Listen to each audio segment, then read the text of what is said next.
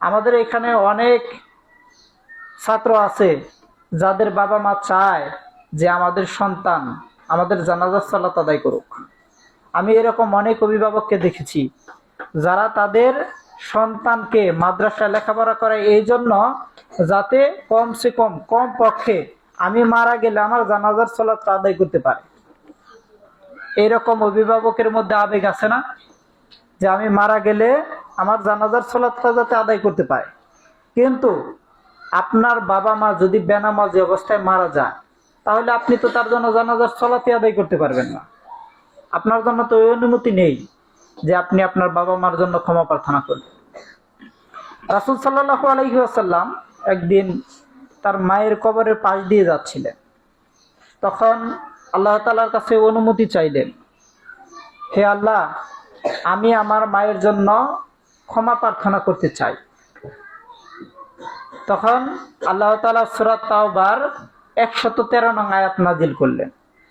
সূরা তাওবার 113 নং আয়াতে উল্লেখ আছে, নবী এবং মুমিনদের জন্য উচিত নয় যে তারা মুশরিকদের জন্য ক্ষমা প্রার্থনা করবে, যদিও তারা নিকটাত্মীয় হয়।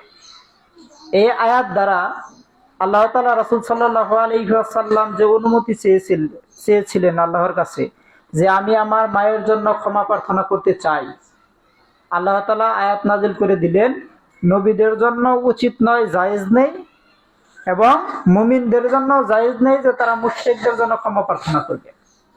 রাসূল সাল্লাল্লাহু আলাইহি ওয়াসাল্লামের বাবা মা কি অবস্থায় মৃত্যুবরণ করেছিলেন? মুশরিক অবস্থায়, কুফরি অবস্থায় মৃত্যুবরণ করেছিলেন। কাজে রাসূল সাল্লাল্লাহু আলাইহি ওয়াসাল্লাম অনুমতি পেলেন না তার মায়ের জন্য ক্ষমা প্রার্থনার। সাথে সাথে রাসূল সাল্লাল্লাহু আলাইহি ওয়াসাল্লাম কান্নায় জর্জরিত হয়ে পড়ল, চোখ দিয়ে পানি পড়ে তার দাড়িগুলো ভিজে গেল। সাহাবায়ে কেরামও একইভাবে কান্না করলেন। রাসূল সাল্লাল্লাহু আলাইহি ওয়াসাল্লাম জিজ্ঞেস করলেন, তোমরা কান্না করছো কেন? বললেন, আপনাকে কান্না করতে দেখছি, এই জন্য আমরা কান্না করছি।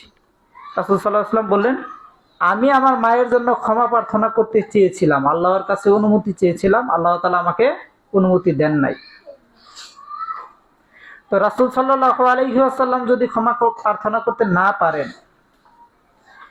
তার মায়ের জন্য, তাহলে আমাদের বাবা মা যদি বেনামাজি অবস্থায় মারা যায়, অর্থাৎ মুশরিক অবস্থায় মারা যায়, তাহলে আমরা কি ক্ষমা প্রার্থনা করতে পারবো?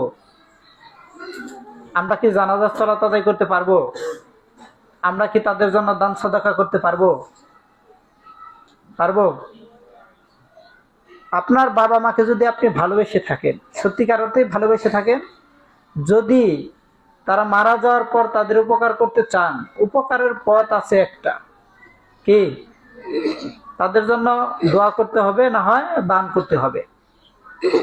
কেউ যদি কারো জন্য দান করে, তাহলে সাথে সাথে তার কবরের আযাব বন্ধ হয়ে যায়।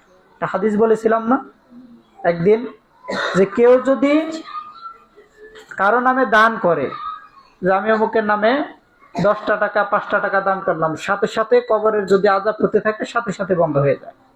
কিন্তু আপনি যদি বেনামাজির জন্য দান করেন, আপনার বাবা মা আত্মীয় স্বজন যদি বেনামাজি অবস্থায় মারা যায়, তাদের জন্য যদি আপনি দান করেন, তাহলে ওই দান তো গ্রহণযোগ্য হবে না, হবেই না। এই দান করার কারণে আপনি অপরাধী হয়ে যাবেন। কেননা মুশরিকদের জন্য দান সাদাকা করা যায় না, তাদের জন্য ক্ষমা প্রার্থনা করা যায় না, তাদের জন্য কোনো ধরনের দোয়া করা যায় না। কাজে পিতা মাতা আত্মীয় স্বজনের যদি উপকার করতে হয়, তাহলে দুনিয়াতেই করতে হবে। দুনিয়াতে কি করতে হবে? তাদেরকে সালাতের দাওয়াত দিতে হবে, যে আপনারা সালাত আদায় করেন, আপনারা নামাজ পড়েন।